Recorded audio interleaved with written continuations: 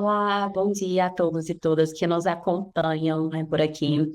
Hoje iremos falar sobre demografia no plano plurianual. Traremos, né, normativas básicas, questões chaves, bem como, né, já constam no nosso manual, no nosso guia de aprimoramento do planejamento público, que é completo, né? Como todos já sabem, aqui a gente trata de todos os temas ali para fazer com que, de fato, o nosso planejamento público municipal seja uma ferramenta eficaz, efetiva e que tenha, de fato, ali boas aplicações. Hoje falaremos, como eu já disse, sobre demografia, um tema extremamente importante. Quem estará conosco hoje é a professora doutora Ana Carolina Berton, que ela, né, é da Escola Nacional de Ciências e Estatísticas do ENSE e IBGE. Só que antes da gente começar, de fato, a nossa masterclass, vou convidar aqui o professor Paulo Januzzi, que nos acompanha aqui, né, que é o coordenador também, junto com o professor Vicente Ferreira, dessas nossas iniciativas. Então, quero convidar o professor para falar um pouquinho mais sobre todas as nossas iniciativas, todas as nossas frentes, né, do projeto que de fato, são bem enriquecedoras em todos os aspectos. Bom dia, professor. Bom dia, Daniele. Bom dia a todos e todas. Um prazer aqui estar mais nessa atividade, né, de apresentação com a professora Carol, que é professora da nossa escola do IBGE, no Rio de Janeiro, nessa apresentação sobre a importância, né, de considerar aspectos demográficos no PPA, as normativas básicas, questões chaves, os indicadores. Isso tudo, né, é tratado de forma bastante consistente pela professora Carol, que é uma professora que é formada em jornalismo, tem mestrado e doutorado em demografia pela Unicamp, e vai aqui nos enriquecer com essas discussões muito importantes. Esse módulo é um módulo que faz parte de outro conjunto de 10 outras temáticas, como a Daniele comentou, né, com o propósito de trazer subsídios para o aprimoramento no planejamento e na gestão municipal. Faz parte de um projeto capitaneado pelo CIAP, Centro de Inteligência Artificial para Políticas Públicas, que congrega IBGE, congrega Unicamp, congrega a Federal de Goiás por meio da ENSE, do NEP, Núcleo de Estudos de Políticas Públicas, e do CEPAS, Centro de Pesquisa Aplicada no Setor Público.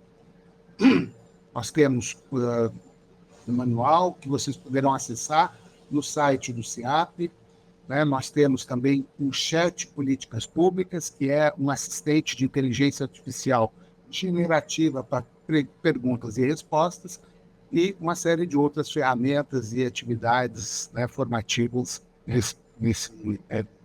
nesse campo de atuação. Bom, eu passo agora, então, para a Daniele novamente, né, ou diretamente para a própria professora Ana Carolina Berto, e agradecendo ela por essa participação nesse projeto. Carol, passo para você, então.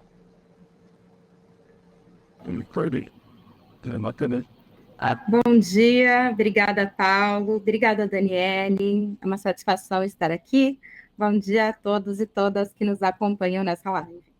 Bom, como o professor Paulo já me apresentou, sou jornalista, sou demógrafa, tenho 11 anos de experiência na Escola Nacional de Ciências e Estatística como professora, como pesquisadora, e vim compartilhar um pouco do meu conhecimento sobre demografia e de que forma os conhecimentos demográficos vão poder contribuir para a formulação do PPA. Espero que as informações sejam úteis. Bom, em primeiro lugar, o que é demografia? A demografia é uma ciência que estuda as populações humanas. Então, tem como foco o tamanho das populações, a composição, a distribuição territorial dessas populações, bem como fatores que determinam essas mudanças. Além disso, aborda dinâmicas, transformações, os determinantes e as consequências socioeconômicas das mudanças populacionais. Estuda populações, algumas pessoas podem pensar, então é como a psicologia, é como a antropologia. Não, é um campo de estudo muito específico, é uma ciência específica, que não está preocupada com o indivíduo, mas sim com o conjunto.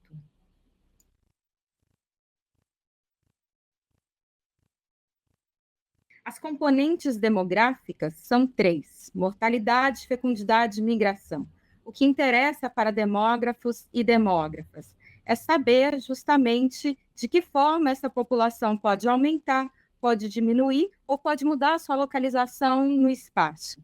Quando a gente fala de mortalidade, todas as pessoas morrem. É a única certeza que a gente tem na vida, mas nem todas morrem da mesma forma. No seguinte sentido, quanto uma pessoa pode morrer de diarreia, o que é perfeitamente evitável, né? Existem protocolos para tratamento, por exemplo, de diarreia, de doenças infecciosas, parasitárias. Outras podem morrer em decorrência de cânceres, por exemplo, né? Que são doenças, os tumores, as neoplasias, que se manifestam já nas idades mais avançadas. Quando a gente fala de fecundidade, a gente está falando dos nascimentos. Então, todos nascemos, mas em que momento essas mulheres vão dar à luz? Quantos filhos elas vão ter? Isso diz respeito a essa área. Nós estamos interessados em saber por que as mulheres estão tendo menos filhos.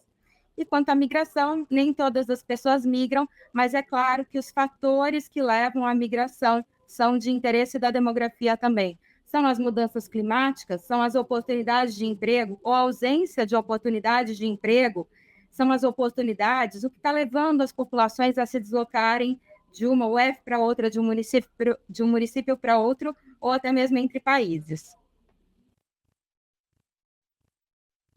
A transição demográfica, eu conto para vocês que é a principal teoria dentro da demografia. É um dos modelos teóricos mais importantes, se não o mais importante. Ainda que seja teórico, ele foi observado em países do mundo todo. Alguns países já concluíram a transição demográfica. Outros países estão iniciando ou estão em estágios intermediários da transição. Mas fato é um fenômeno que acontece ou aconteceu no mundo inteiro. É a passagem de um padrão de altas taxas de mortalidade e fecundidade para outro, no qual ambas são baixas e estáveis. Então, se a gente pensar no passado, nasciam muitas crianças. Se a gente pensar nas nossas famílias, nas nossas avós, nas nossas bisavós, quantos filhos elas tinham? Não raramente a gente encontra famílias com 10 filhos, com 12 filhos. E hoje, quantos filhos nós temos? Quantos filhos nossos filhos terão? A gente observa nas nossas próprias famílias, ou dos nossos amigos, dos nossos vizinhos, esse fenômeno de uma passagem de um regime de muitos nascimentos para um de poucos nascimentos. Mas o que aconteceu no passado? Muitas pessoas nasciam e muitas pessoas morriam em todas as faixas etárias. Então, não era incomum o óbito de crianças, por exemplo. As famílias tinham lá 10, 12 filhos e 8 filhos sobreviviam. Tá? Com o passar do tempo, esses filhos foram sobrevivendo. Então, a gente teve uma redução da mortalidade. Essa redução da mortalidade aconteceu por uma série de fatores. Em alguns locais, em razão das melhorias das condições de vida, alguma noção de higiene, né? Lavar as mãos, por exemplo, descarte adequado do lixo, não manter o lixo dentro de casa, a noção de que as moscas transmitiam doenças. Atitudes muito simples e muito óbvias para a gente hoje, no passado não eram tão óbvias assim, sobretudo na Europa. Quando a gente fala do Brasil, os hábitos de tomar banho, da população se lavar, as casas mais arejadas, isso já era mais comum. Mas o que acontece? Então, em alguns locais, a queda da mortalidade aconteceu devido às noções de higiene, né, de alimentação, em outros foi graças aos avanços da medicina. Então, o diagnóstico de doenças, as vacinas, os antibióticos, a cura das doenças levaram a uma redução da mortalidade e uma concentração maior da mortalidade nas idades mais avançadas. Então, no passado, nasciam muitas crianças e a mortalidade também era alta. Com a melhoria dos padrões de vida, melhor alimentação, tudo isso que eu já comentei, os óbitos começaram a cair, mas os nascimentos ainda eram muito altos. Nesse momento, que os nascimentos se mantiveram altos e os óbitos estavam caindo, muitas populações experimentaram um crescimento populacional muito alto, até uma aparente explosão populacional. As pessoas nasciam e não morriam tanto. Depois disso, a natalidade, a fecundidade e natalidade são diferentes. Dentro da demografia, a fecundidade é o número de filhos que as mulheres têm e a realização da fertilidade, né? As mulheres são férteis, mais ou menos ao longo da vida, em determinados períodos do mês. A fecundidade é quantos filhos elas têm de fato. E a natalidade diz respeito ao número de nascimentos sobre toda a população, tá?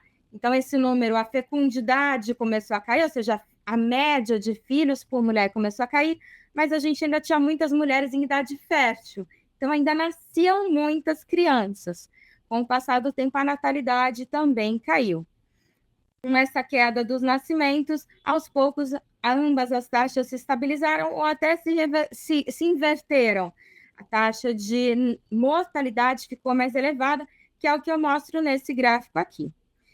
Esse gráfico é extraído do site das Nações Unidas, que concentra informações do mundo inteiro desde 1950, então esses registros, né, de vários países, e a partir de 2025 a 2100 a gente tem uma projeção com intervalos de confiança, ou seja, pode existir alguma variação ali naquela projeção, mas é uma projeção para o mundo inteiro. Então, o que a gente tem? Uma taxa, essa é a taxa bruta de natalidade, ou seja, número de nascimentos dividido pela população multiplicado por 1.000, e a taxa de mortalidade, número de óbitos dividido pela população multiplicado por 1.000 também. Em 1950, o que a gente tinha? Muitos nascimentos, uma alta taxa de natalidade e a de mortalidade elevada também. Com o passar dos anos, ambas foram caindo de uma forma... Primeiro, a de natalidade caiu de uma forma muito consistente e muito rápida, até em comparação a outros países, os nascimentos caíram rápido. Por que eles caíram tão rápido no Brasil? Em países, por exemplo, as famílias perceberam que os filhos que nasciam estavam sobrevivendo. Então, se a família quisesse ter 5 filhos, precisava, na verdade, ter 7, 8 filhos, porque alguns morreriam, e para ter aquele tamanho ideal de prole. Com o passar dos anos, as famílias perceberam que os filhos nasciam e sobreviviam. A gente teve um movimento também de ida do campo para a cidade. Mais filhos no campo representam mais braços para trabalhar. Mais filhos na cidade representam mais bocas para alimentar. Né? Então, uma noção também dos filhos com investimento no sentido de precisamos cuidar de cada filho, vou dar acesso a melhores condições de vida para esse filho, e não mais o filho, a criança, como uma mão de obra, que era como eram vistos na época, em épocas pré-industriais. Então, houve uma transformação muito lenta. Claro, quando a gente está falando em 1800, início de 1900, ainda não havia métodos contraceptivos modernos, mas o que as famílias faziam? Postergavam o momento do casamento, alguma noção religiosa também de que as relações sexuais só deveriam acontecer depois que o casal tivesse oficialmente casado, e as famílias só podendo se formar, esse casamento só podia acontecer se as filhas tivessem onde morar. Então, imaginem vocês, se dependesse de casar, de ter onde morar, para as famílias começarem a se formar, levou uma postergação desse momento do casamento, do momento do início do nascimento dos filhos, e uma redução do número de filhos. No caso do Brasil, essa redução aconteceu em razão dos avanços médicos. Então, a pílula, a laqueadura, então as mulheres passaram a ter possibilidades, as famílias passaram a ter possibilidades de controlar o tamanho dessa prole, né? O momento do nascimento dos filhos, ou quantos filhos as famílias teriam. Com 3 filhos, as mulheres eram muitas vezes até encorajadas a fazer uma laqueadura, ou a pílula, que começou primeiro entre as mulheres de classes mais elevadas, depois para a classe média, e depois foi se popularizando. Então, a nossa queda da fecundidade, como ela é tecnologias, né, relacionadas à reprodução e a esse controle da natalidade, ela foi muito rápida. Bom, o que é projetado para o Brasil para os próximos anos? É uma inversão. Então, a gente vai ter essa taxa bruta de nascimentos deve se estabilizar, a de mortalidade também deve estabilizar, mas vejam que é esperado um crescimento desse volume de óbitos. Por que é esperado um crescimento? Será que a gente pode esperar esse crescimento da taxa bruta de mortalidade tem a ver com piora das condições de vida? Será que a gente espera que as condições de vida da população piorem? Não. Vamos pensar que essa população vai ter cada vez menos crianças e cada vez mais pessoas idosas. Quanto mais pessoas idosas a gente tiver na população, maior será o volume total de óbitos nessa população. Então, a morte ela é inevitável, em algum momento ela vai acontecer. Se a gente tem muitas criancinhas, o esperado é que tenha poucos óbitos. Se a gente tem muitos idosos, o esperado é que tenha muitos óbitos. Então, é em razão disso que essa taxa bruta de mortalidade vai ficar mais alta que a bruta de natalidade. Então, o que a gente esperar em relação à população brasileira? Acho que é cada vez menos comum, mas há 11 anos, quando eu me mudei para o Rio de Janeiro, e eu comecei a dar aulas de demografia, era comum ouvir os alunos dizendo, professora, mas a população está explodindo.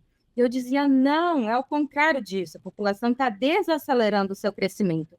E viveremos fases de decrescimento, uma redução dessa população em relação ao que temos hoje.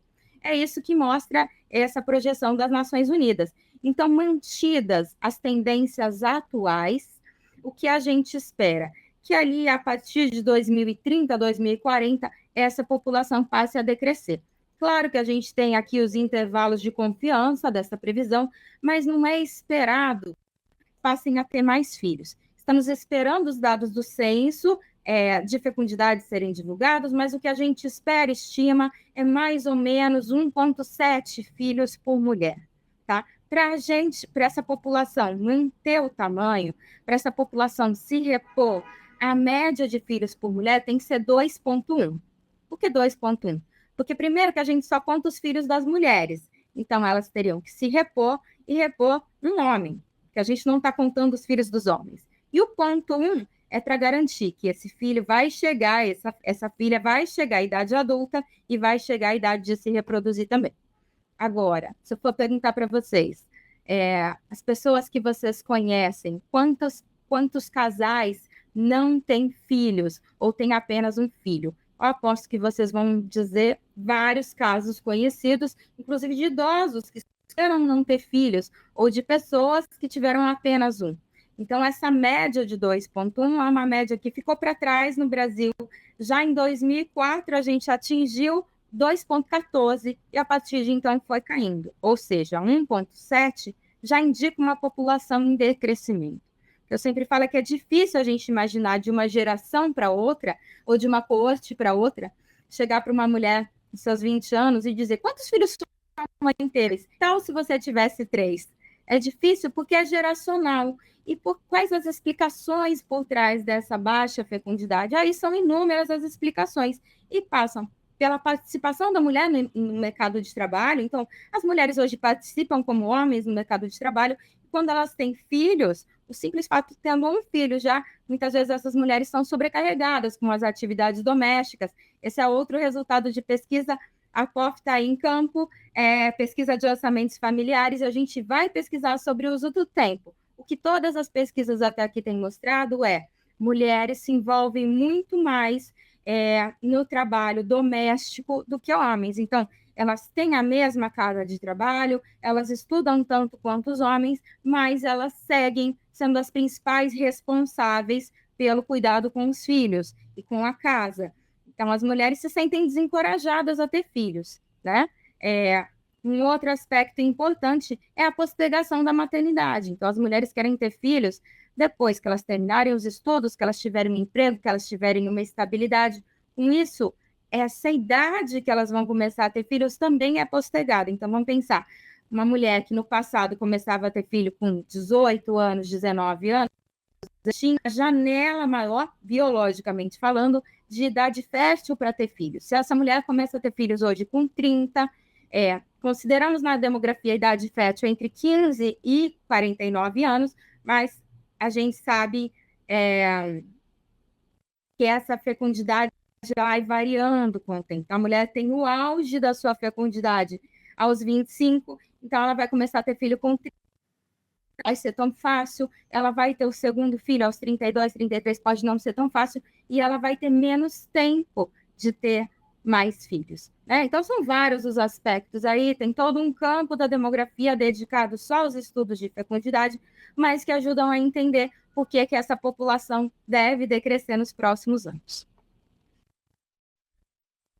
Aqui eu trouxe para vocês as pirâmides etárias brasileiras que ilustram essa transformação da população, da composição da população brasileira. E já vou estabelecer a conexão dessas pirâmides com o PPA para vocês entenderem por que isso é importante e por que, embora as projeções vão até 2100, e talvez alguém pense, Carol, mas o PPA é só para 4 anos, a gente tem que ter em mente as transformações que estão acontecendo, porque elas estão acontecendo hoje, elas estão acontecendo diariamente. A gente sente no nosso dia essa sociedade em transformação. Quando a gente fala em 1950, nós tínhamos uma pirâmide em formato piramidal. Então, a entrada, a base da pirâmide são as crianças, né? E à medida que as pessoas vão envelhecendo, vão fazendo aniversário, elas vão subindo na pirâmide. Porque a gente pode observar que o topo da pirâmide, as idades mais avançadas, é bem estreito. Quase ninguém chegava aos 100 anos em 1950. Em 1980, vejam como em 80 já dá para ver essa pirâmide que as pessoas nascem e sobrevivem. Então, ela é uma pirâmide que tem essa base mais larga. Entre 80 e 84, a gente teve a maior coorte de nascimentos do Brasil. Coorte é um termo demográfico que quer dizer, corresponde mais ou menos à geração, tá? Mas é que geração tem em média 25 anos. Uma coorte são esse grupo de pessoas que nasceu entre 80 e 84. A fecundidade no Brasil começou a cair a partir de meados dos anos 60. Mas aquilo que eu falei para vocês, cada mulher, em média, passou a ter menos filhos, mas para ser visualizado na pirâmide só a partir de 85, porque ainda era um volume grande de mulheres gerando nascimentos. Quando a gente olha para a pirâmide de 2010, ela não tem formato de pirâmide, ela vai ficando com formato de gota. Por quê? O volume de nascimentos vai caindo. Em contrapartida, o que a gente vê no topo da pirâmide, que ela vai ficando mais larga. Por quê? Mais pessoas vão sobrevivendo e vão chegando às idades mais avançadas. 2025, essa tendência continua. 2050, o que a gente tem já é uma pirâmide ficando em formato retangular. Gente, 2050 está pertinho, daqui a 25 anos. As pessoas que terão 25 anos em 2050 já nasceram, tá? Então, assim, o que a gente observa nessa pirâmide de 2050, vejam como está o topo da pirâmide. No topo da pirâmide estão os idosos e as idosas, tá? Então, isso é motivo de atenção. Por que é motivo de atenção? Hoje, o regime de previdência é de repartição simples, né? Então, quem paga hoje a previdência sustenta quem hoje está aposentado ou aposentada. Nós teremos uma massa menor de trabalhadores pagando previdência para sustentar uma massa maior de população aposentada. Claro que a gente tem que se preocupar aí. Esses aposentados foram pessoas que contribuíram com a previdência ao longo da vida? Será que esses trabalhadores, esses jovens em 2050, eles estarão contribuindo com a Previdência? Tem uma série de complicadores aí que dizem respeito à economia propriamente, né? O vínculo é formal, é informal? Como será? Mas o desafio do ponto de vista populacional, ele está colocado. Em 2100, o que a gente tem já é o formato de pirâmide invertida, que a gente fala, no qual o topo é muito largo e a base é bem estreita. O envelhecimento populacional é uma questão só para o Brasil? Fica aí a pergunta, será que é só para o Brasil? E a verdade é que não. A gente pode ver, por exemplo, no caso da Espanha, que haverá também um decréscimo da população. No caso do Japão, a gente vai ter um decréscimo dramático. O Japão enfrenta um desafio muito grande relacionado ao envelhecimento. Os jovens não estão querendo se casar, quando querem, muitas vezes não encontram parceiros que estejam disponíveis para se casar. Isso diz respeito também ao mercado de trabalho, às exigências, às responsabilidades da vida adulta. Então, assim, não faltam notícias falando sobre as questões demográficas, os desafios demográficos do Japão. E quando a gente olha para a Itália, essa queda é bastante dramática também, eu diria. Por quê? que é uma população que também está tendo menos filhos, os jovens demoram a se casar. Eu lembro em 2008, quando eu participei do meu primeiro congresso de demografia, um pesquisador italiano muito conhecido chamado Massimo Livibati estava lá e apresentou uma conferência incrível, e ele falou que na Itália tem os mamões, e todo mundo ficou se olhando e falando, mamões, do que ele está falando? Ele falou assim, aqueles que ficam mamando nas suas mamães até os 30, 40 anos e não saem da casa de suas mães. Então, por uma questão também comportamental, tem questões de emprego relacionadas a isso, a essa estabilidade que eu comentei com vocês, que hoje muitas pessoas, elas escolhem ter uma estabilidade na vida para depois começar a ter filhos, então eles postergam muito o momento da união, e com isso postergam também o início do nascimento dos filhos, ou muitas vezes optam por não ter filhos. Claro que as pessoas têm direito de não ter filhos. A grande questão que se coloca aqui não é sobre escolhas individuais, mas sobre para onde vamos em termos populacionais com essas escolhas e com esse caminho, né, de queda da fecundidade, de queda consistente da fecundidade. Bom, mas e nossos vizinhos? Trouxe exemplos de outros países. Podemos avaliar a Argentina, vai passar por um processo semelhante ao Brasil. Podemos falar também do Chile, que também viverá um decréscimo da população. Se a gente olha para a Nigéria, a gente tem uma estabilidade, mas o que acontece? Na Nigéria, a fecundidade ainda não começou a cair.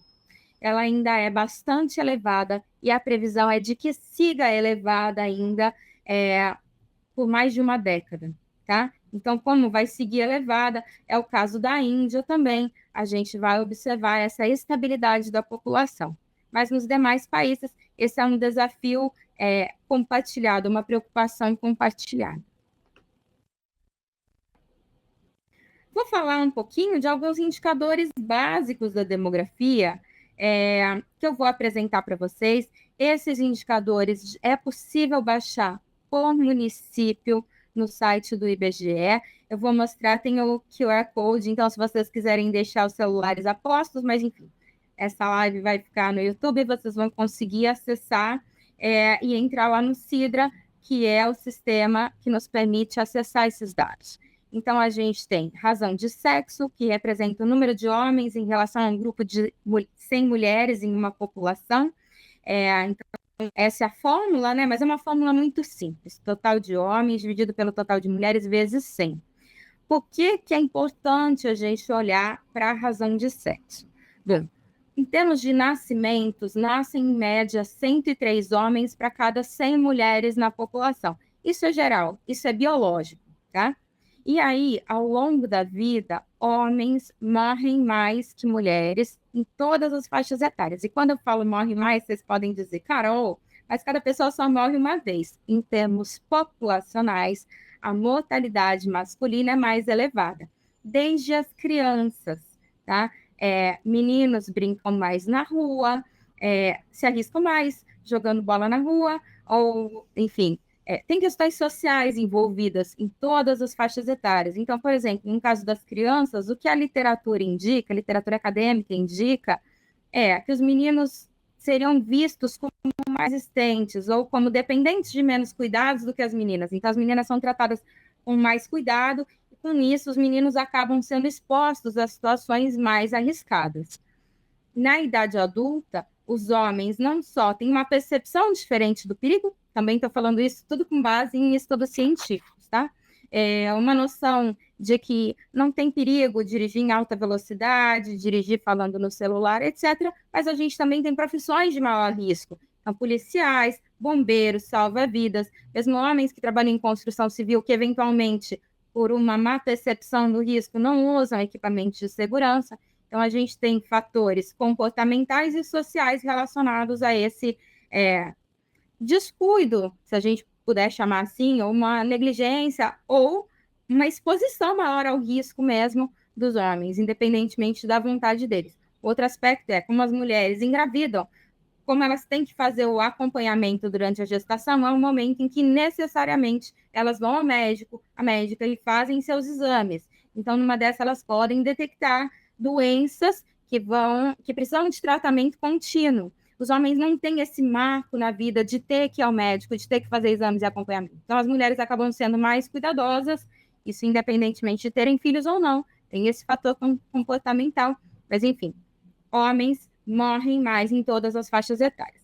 Essa razão de sexo, quando a gente pode olhar para a população como um todo, ou a gente pode olhar ao longo da vida. Em algum momento, os homens, então, na primeira idade, eles ficam acima de 100, e a gente pode ver em que momento que essa razão de sexo fica abaixo de 100, o que indica uma sobremortalidade masculina.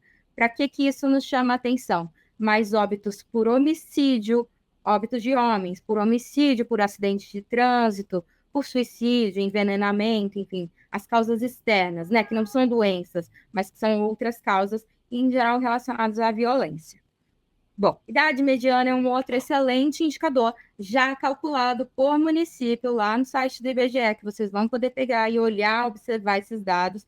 O que é interessante, né? Não só olhar para o município que vocês estão fazendo o plano, mas também comparar com o estado, comparar com municípios vizinhos, comparar com o Brasil. É interessante ter esse parâmetro, em que posição eu estou em relação aos meus vizinhos, em relação a outros municípios. A idade mediana é a medida separatriz que utiliza o critério de idade para dividir a população em duas partes iguais, ou seja, a idade que separa a metade mais jovem da metade mais velha. Carol, mediana é diferente da média? Muito diferente, porque na média, se eu tiver lá muitas pessoas com 100 anos, elas vão puxar essa média para cima e dar a impressão de que essa população é mais velha. A mediana vai dizer exatamente a metade da população tem mais, metade da população tem menos. Índice de envelhecimento representa o número de pessoas com 65 anos ou mais de idade em relação a um grupo de 100 crianças de 0 a 14 anos. Então, a gente tem a fórmula também, que é super simples, a gente já tem calculado, é possível calcular manualmente, mas esse é outro indicador que já está calculado lá no Sidra. Vou falar um pouquinho sobre o plano plurianual. Então, acho que com base em tudo que eu falei sobre demografia, talvez vocês já tenham pistas de como a demografia pode se relacionar ao PPA, mas vamos lá. Eu tirei esse texto, ele está entre aspas, do manual que foi desenvolvido, é um guia para elaboração de PPA, divulgado pela Secretaria Nacional de Planejamento, é possível baixar, vocês provavelmente já baixaram esse documento, eu falei, vamos ver lá de que forma que a gente relaciona com a demografia. A Constituição Federal de 88 instituiu o PPA, que estabelece diretrizes, objetivos e metas de médio prazo que orientam a Lei de Diretrizes Orçamentárias, a Lei Orçamentária Anual e a administração pública durante um período de 4 anos. Ele deve orientar a gestão pública, buscando atender às demandas da sociedade. Seu papel estratégico deve refletir-se por meio da vinculação de resultados estratégicos ao orçamento, garantindo execuibilidade e a materialização das entregas, que levem aqueles resultados e, assim, transformem a realidade da população. A gente está falando em transformação da realidade. Eu saber qual a composição, quais as características dessa população, vai ajudar a formular políticas específicas para a necessidade daquela população. Não políticas genéricas com base em achismo ou com base no que eu acho que seria importante, mas sim fundamentadas com base no que mostra o censo, no retrato que o IBGE traz dessa população. De que forma os dados produzidos pelo IBGE podem auxiliar no PPA, uma vez que o planejamento governamental visa a melhoria da qualidade dos serviços públicos, identificar adequadamente problemas e demandas da sociedade, permite a elaboração de estratégias mais eficientes na alocação de recursos. Alguns exemplos bem práticos. Quantas vacinas para menores de 5 anos o município vai precisar? Quantas vagas em escolas serão necessárias?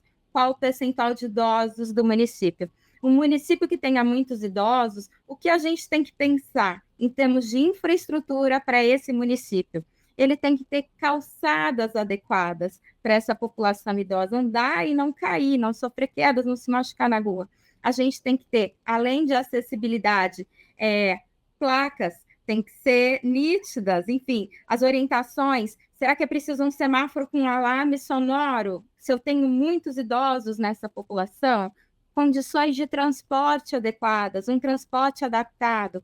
Os idosos têm direito à gratuidade, como que eu vou garantir isso para uma população maior ou para uma população menor? Ou se, pelo contrário, eu tenho muitas crianças na população, eu preciso garantir creche para todas essas crianças. qual o horário dessa creche?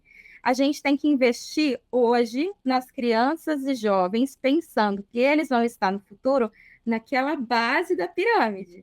Então, eles precisam estar bem formados, bem alimentados, saudáveis, porque vão ser poucos. E tem uma massa grande de idosos que vai estar convivendo nessa sociedade. Então, a gente precisa olhar para cada criança, para cada jovem com muita atenção, com muito cuidado e garantir o acesso à educação e formação de qualidade para todos. Essa é a cara que tem um Sidra, tá? Se vocês entrarem lá no site do IBGE, digitarem na busca Sidra com S, vocês vão chegar nessa página, podem clicar em Censo Demográfico 2022. Se quiserem acionar o QR Code, eu coloquei para cair bem nessa página.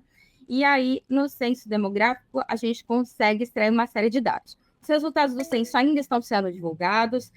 Posteriormente, são divulgados os microdados. O que é um microdado? É a informação bem detalhada, o banco de dados no qual cada linha representa um domicílio, ou vai representar um indivíduo detalhado. Não dá para identificar quem é esse indivíduo, tá?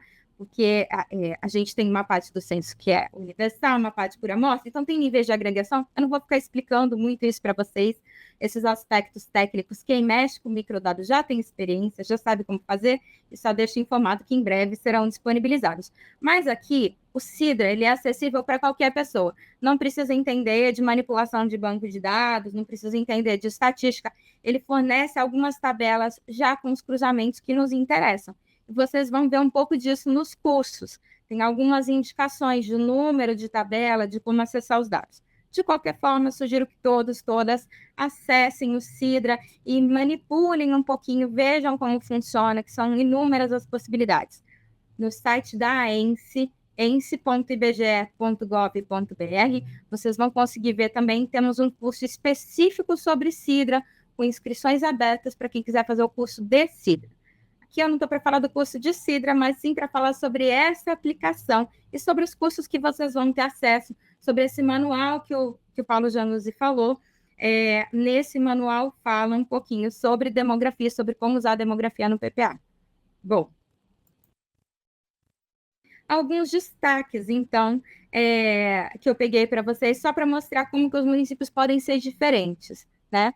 Então, a gente tem municípios brasileiros com maior índice de envelhecimento. Eu ranqueei dos 5.570 municípios quais eram os que tinham maior índice de envelhecimento. Lembrando que esse índice é calculado com idosos com 65 anos ou mais de idade, dividido pela população de 0 a 14. A gente está falando do topo da pirâmide, dividido pela base da pirâmide, vezes 100. Então, a gente tem Coqueiro Baixo, no Rio Grande do Sul, com 277,14 idosos para cada 100 crianças e jovens de 0 a 14 anos. Santa Teresa, também no Rio Grande do Sul, com 264,5 e Três Arroios, no Rio Grande do Sul, com 245,98. Só por curiosidade, eu fui olhar o tamanho desses municípios, né? Porque essa é uma taxa muito elevada. Eu falei, nossa, são municípios de idosos, né? Eu tenho quase 3 idosos para cada criança ou adolescente.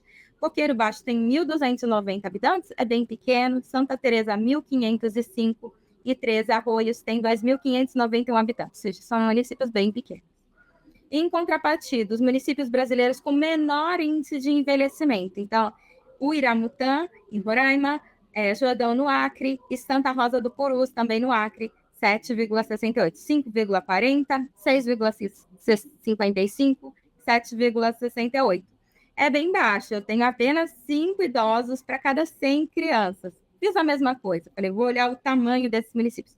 Eles são um pouquinho maiores, então o Iramutã tem 13.751 habitantes, Jordão 9.222, Santa Rosa do Purus 6.723. Vejam, são um pouquinho maiores, mas ainda são municípios pequenos, e é importante olhar para esses municípios com atenção. Tem muitas crianças. Fiz o contrário para a gente ver, aqui está o índice de envelhecimento que destaca os idosos. Percentual de crianças de 0 a 9 anos na população brasileira, alguns destaques de municípios. Né? Então, eu olhei especificamente para o Acre e para o Rio Grande do Sul, que eu percebi que a gente tinha ali os dois extremos, e o que a gente tem? Santa Rosa do Purus tem 29,7.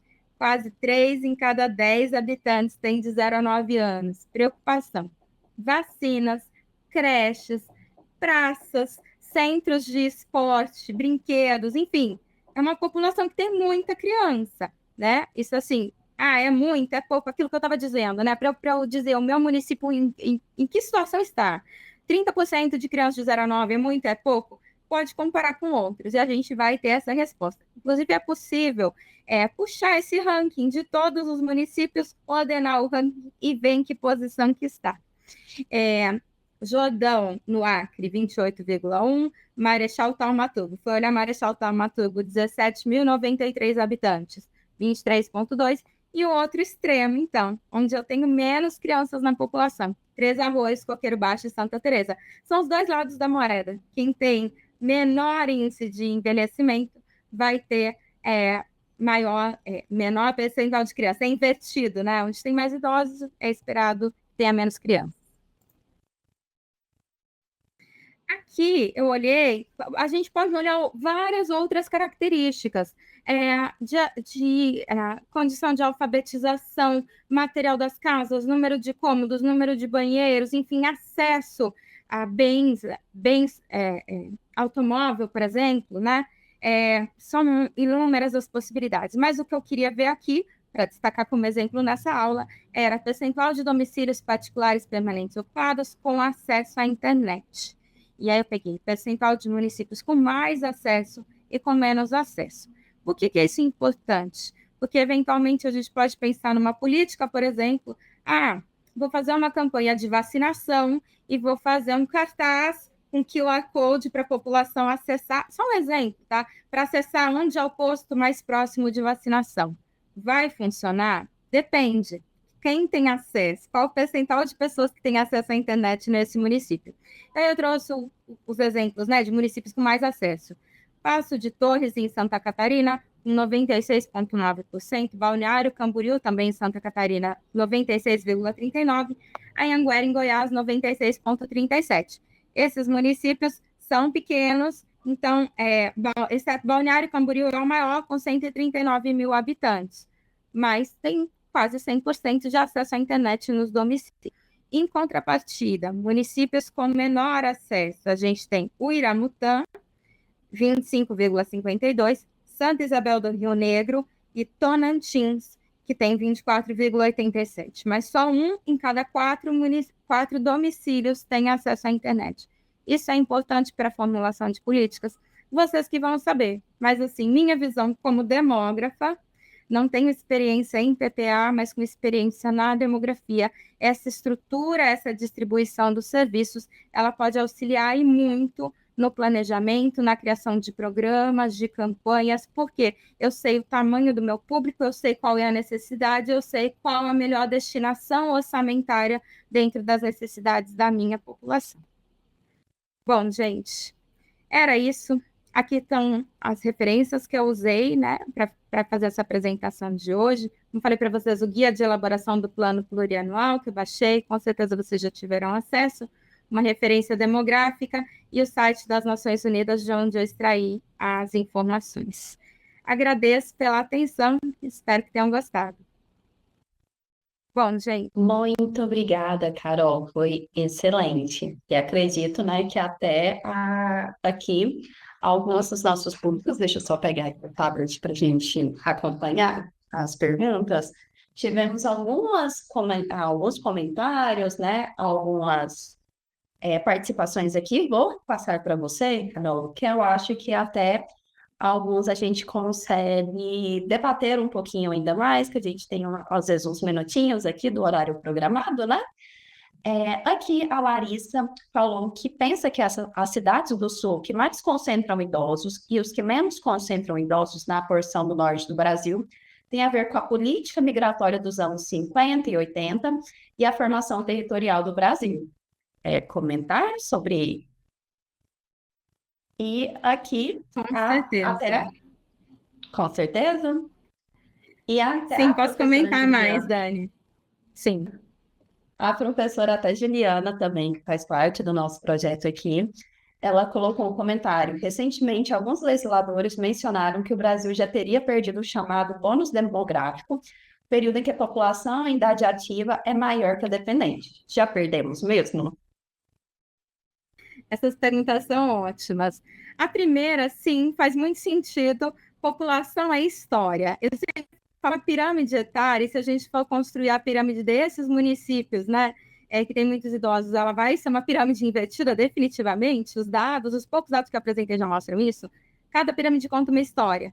Então, essa história tem muito a ver com a política migratória do passado, famílias que foram para lá, e mais, né, possivelmente uma ocupação mais relacionada às atividades do campo, e as novas coortes, as novas gerações que nasceram, decidiram sair dos municípios. Então, isso acontece com bairros também, e isso acontece na escala municipal. Então, a população, os filhos, os netos, aqueles primeiros migrantes, vão saindo para estudar, vão atrás de oportunidades, e aquela população original, vou dizer assim, ou aquela mais antiga, né, aquelas coortes mais antigas, elas permanecem.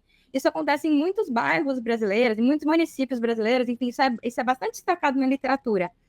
Tem muito a ver com isso. Uma outra coisa é, quando a gente tem a criação de grandes polos industriais, por exemplo, a gente tem muitas vezes a migração de famílias que migram, famílias jovens, para essas oportunidades de emprego. Jovens são mais predispostos a migrar do que os idosos, então, enfim, essa questão migratória, a gente está falando de quem fez a migração no passado, no caso do Rio Grande do Sul, mas no caso de jovens, muitas vezes é um polo que atraiu migração, seja pelo motivo que for, seja polo industrial, seja um polo de serviços também, um parque inaugurado, uma usina, enfim.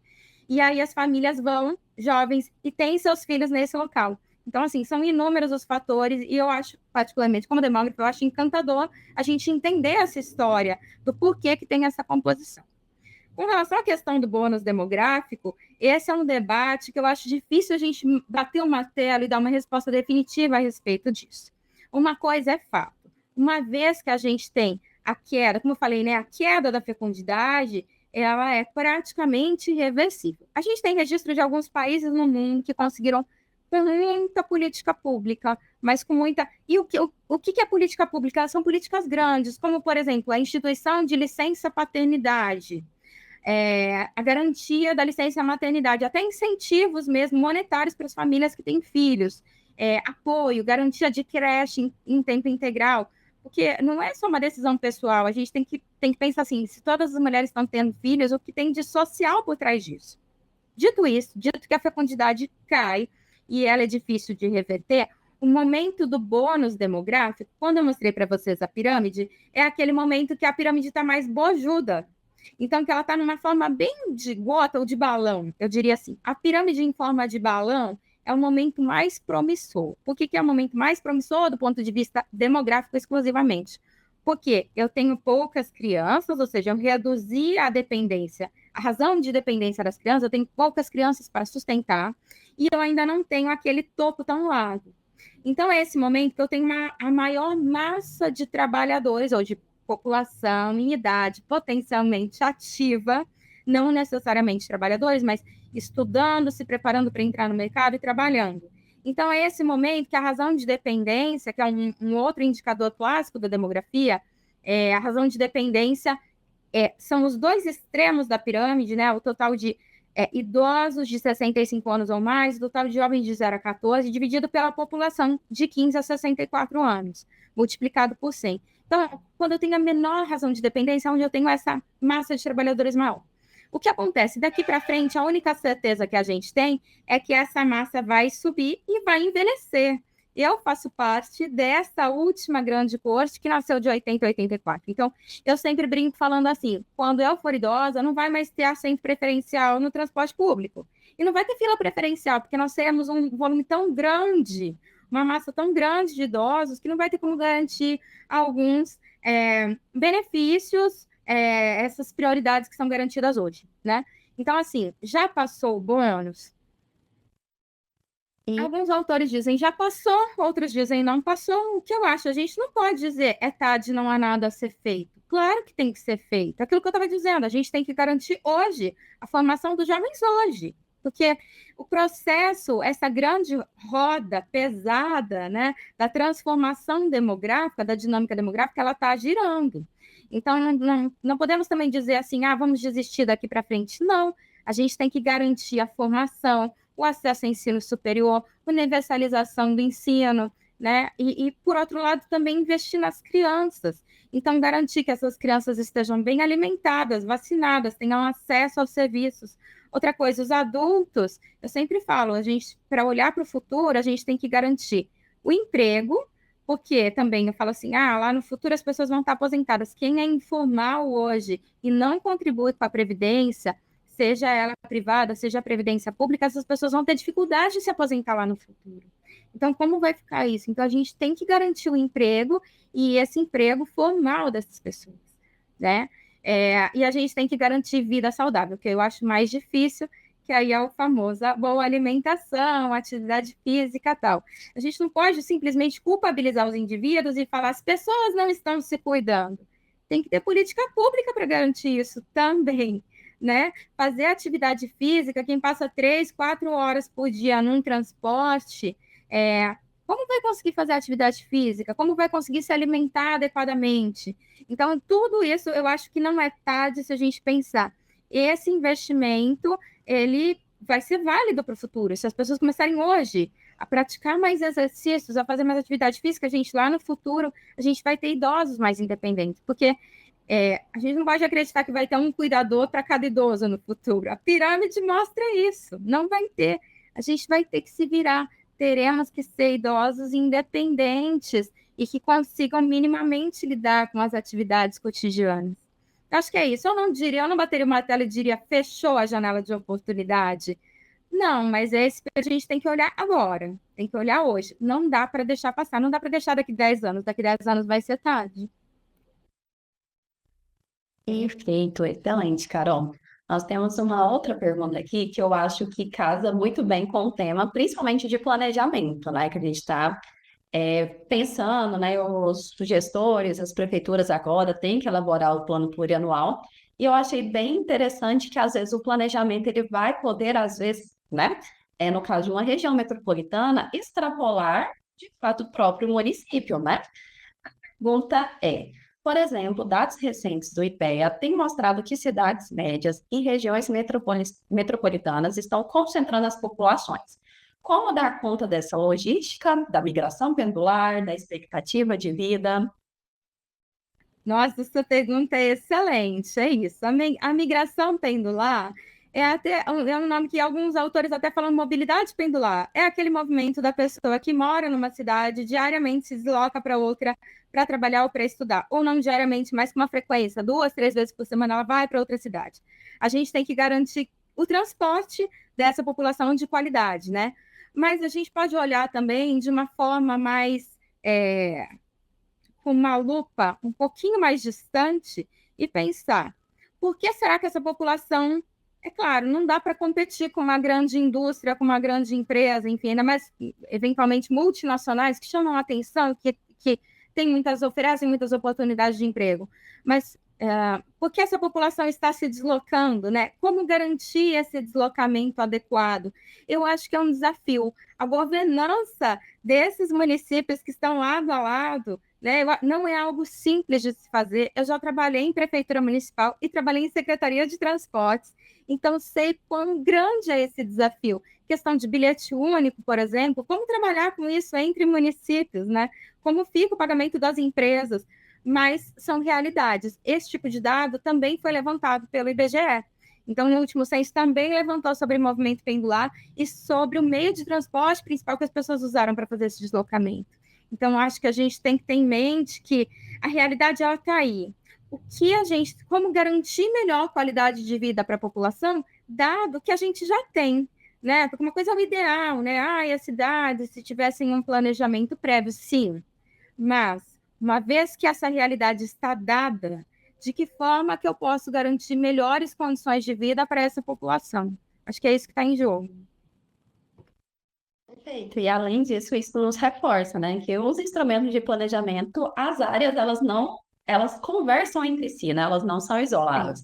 Então, já até, né, avisando aqui, né, e reforçando nossos convites para todos, as pessoas que nos acompanham, É um tema que, basicamente, eu consigo visualizar ali com o tema de economia, mercado de trabalho, e tudo isso a gente tem no nosso manual também, e nós vamos ter, né, outras lives específicas para falar sobre economia, mercado de trabalho, até questões de infraestrutura, né, questão ali, né, de infraestrutura, por exemplo, de rodovias, que isso deve ser planejado, questão, né, de como transportar essas pessoas nessa migração pendular. Então, isso reforça o quanto o planejamento ele é amplo, né? E essas áreas abrangentes, elas precisam também ser estudadas, serem analisadas de forma conjunta. Então, demografia que impacta saúde, impacta mercado de trabalho, impacta economia. Então, são temas que eles precisam ser olhados com calma e com atenção e de forma conjunta. Deixa eu ver se nós temos algumas mais perguntas. Não, acho que finalizamos por hoje. Então, Carol, muito obrigada pela sua participação, pelo seu tempo, né, de transmitir esse conhecimento aqui para todos. E eu reforço o convite, participem, né, das nossas próximas lives, das nossas próximas masterclasses.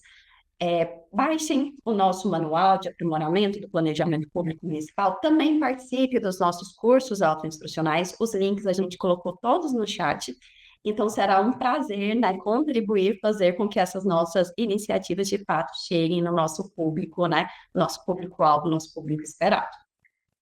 Muito obrigada pela participação de todos e até a próxima.